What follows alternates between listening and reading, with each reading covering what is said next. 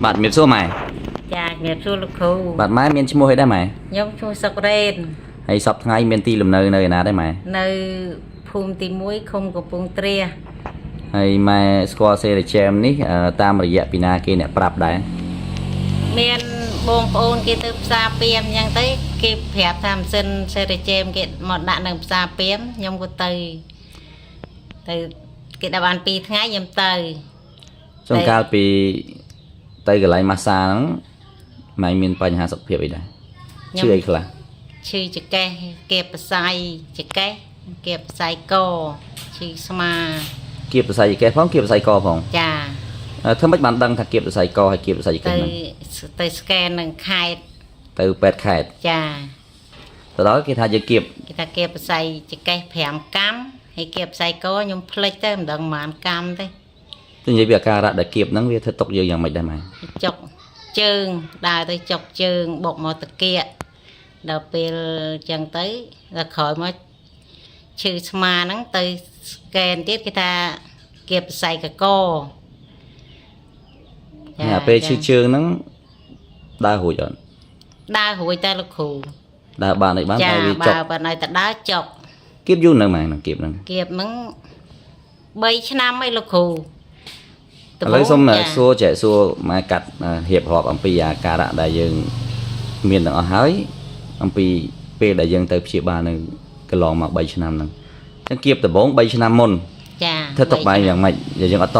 toàn ấy đắng á nè cả cả đã nó về cả miền hết tại dương ở đắng phải kiếp tại vì thế tục mày từ 4 dạng mày ចុកដើររួយទេចុក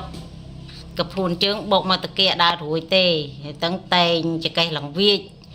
ចឹងទៅក៏ទៅស្កេនមើលទៅគេថាគេបស័យចកេះ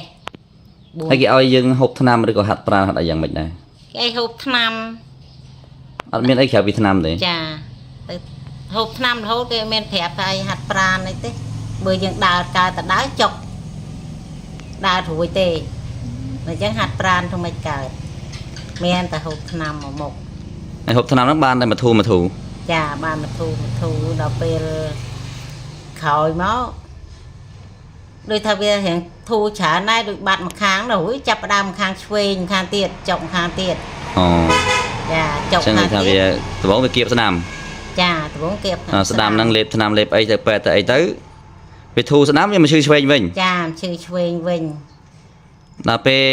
cho bẻ chơi chơi nó tới chưa co thiệt ចា anh mình là chiêm là ai vậy លើសឈាមតាំងពីទៅគេបស័យដំបងទៅស្កេននោះត្រឹមនោះមកលើសឈាមរហូត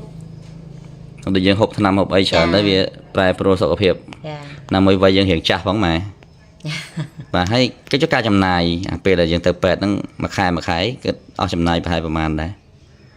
là dương tập pet pe là dương tập 3 năm món mà ខ្ញុំទៅយូរទៅម្ដងតែលោកគ្រូទៅតានេះទៅមកក្រោយទិញថ្នាំកំប៉ុងឲ្យលេបហ្នឹង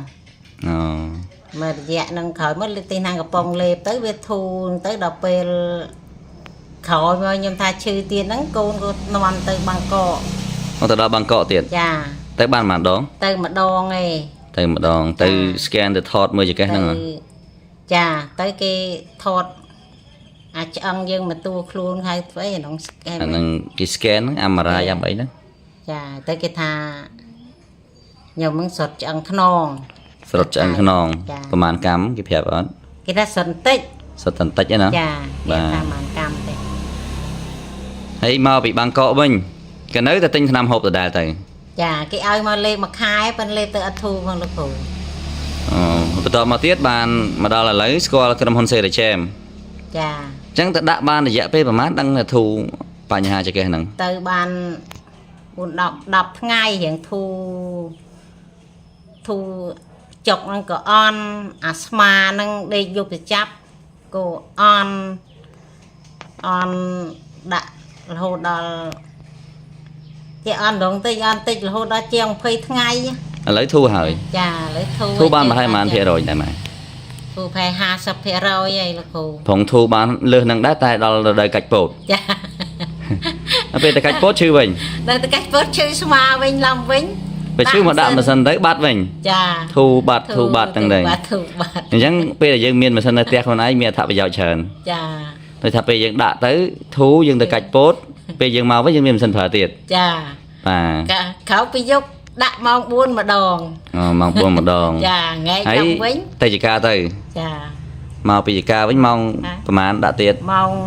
អត់តែ 7 ណារួចរាល់ដាក់ផ្សារទៀតទៅលេងជាកេះអាលេខ 6 ក៏ធូរវិញទៅ ធូរវិញទៅ ចឹងមានម៉ាស៊ីននៅផ្ទះស្រួលច្រើន ចា ចឹងការពីទិញម៉ាស៊ីនហ្នឹងមកមានអារម្មណ៍ថាស្ដាយលុយហ៎ដូចថាតម្លៃវាថ្លៃដែរណា អត់ស្ដាយទេយើងទៅដាក់ទៅវាធូរអីស្ដាយលោកគ្រូ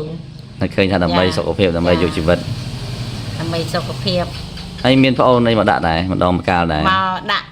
វាមករាល់ថ្ងៃ ប្អូនមកដាក់រាល់ថ្ងៃ ចាថា ហើយម៉ែដាក់ដែរតាដាក់ម្ដងម្កាលដែរ ចា បាទ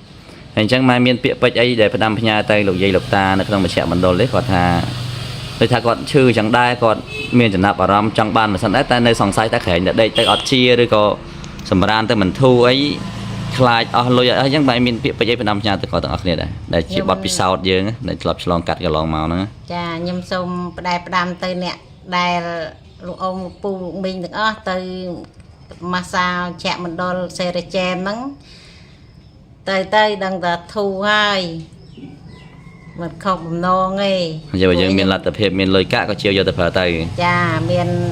លុយកាក់អីមានលទ្ធភាពទិញទៅទិញយកមកប្រើមកផ្ទះមកវាស្រួលដែរយើងចង់ឡើងស្មានណាក៏បានយើងមាននៅផ្ទះ ជាក់ស្ដែងដូចម៉ែឯង ចា បាទ ដូចជាខ្ញុំអញ្ចឹង ម៉ោង មកចាអញ្ចឹងមកព្រឹកឡើងម៉ោង 4 ក្រោកដាក់ម្ដង បាទម៉ោង 4 ដាក់ម្ដង ចា ដល់មកពីការវិញត្រូវដាក់ម្ដងទៀតដាក់ទៅ ដាក់ផ្សារទៀតទៅដាក់លេខ 6 ទៅ ឥឡូវធូរច្រើនហើយ ធូរច្រើនដែរ ចុះកាត់បន្ថយថ្នាំខ្លះហើយឥឡូវហ្នឹង ថ្នាំនិយាយទៅខ្ញុំលេបតែថ្នាំបញ្ចុះឈាមមួយមុខឯងតាំងពីខ្ញុំទៅម៉ាស៊ីនសេរីចែមខ្ញុំឈប់លេបថ្នាំផ្សៃរហូត តែពីមុនអត់លេបអត់បានទេ ចាពីមុនលេបចុកអញ្ចឹងទៅលេបទៅ បាទប៉ុន្តែឥឡូវចុកដាក់ម៉ាស៊ីនវិញ ចាចុកដាក់ម៉ាស៊ីនវិញ បាទអញ្ចឹងកាត់បន្ថយថ្នាំតែកាត់បន្ថយថ្នាំច្រើនវាអត់មានបញ្ហាប៉ះពាល់ដល់គ្រឿងខ្នងថ្លើមប្រមាត់សួតឬក៏តម្រងនោមកាពះពោះវៀនអីវាល្អអញ្ចឹងហ៎ម៉ែ ចា អញ្ចឹងឯងនិយាយពីចំណាប់អារម្មណ៍ផ្ទាល់ស្រឡាញ់ម៉ាស៊ីនហ្នឹងអត់ ស្រឡាញ់តែលោកគ្រូ